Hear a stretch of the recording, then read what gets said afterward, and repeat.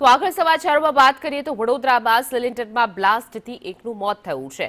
ગોત્રી વિસ્તારની વિચિત્ર ઘટના સામે આવી છે. કન્ટેનર ફૂડ ઝોન છે પાર્કની આ ઘટના છે કે જ્યાં સિલિન્ડર તડકામાં હોવાથી બ્લાસ્ટ થયો હતો. નજીકમાં ચાલતું હતું વેલ્ડિંગનું કામ. તો 2 શ્રમિકો પર પડ્યો હતો આ સિલિન્ડર, જેમાં 36 વર્ષના મુકેશ ગીરીનું ઈજાથી મૃત્યુ થયું છે. ધર્મેન્દ્ર ગીરી નામનો શ્રમિક ઈજાગ્રસ્ત થયો છે.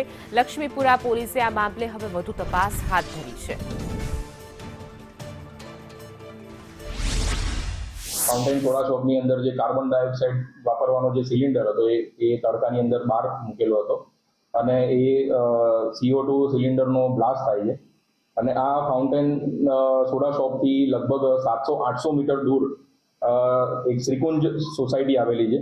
એ શ્રીકુંજ સોસાયટીના મકાન નંબર B46ના ધાબા ઉપર વેલ્ડિંગનું કામ ચાલુ હતું. એની અંદર 2 વર્કર જે યુપી બાજુથી આવે છે એની પર આ સિલિન્ડર પડ્યો હતો અને એમાંથી મુકેશ રામ સ્વરૂપ ગીરી, ઉંમર વર્ષ 36 વર્ષ, એની ડેથ થયેલી છે અને જે ધર્મેન્દ્ર ગીરી છે એને નાની મોટી ઈજાઓ થયેલી છે.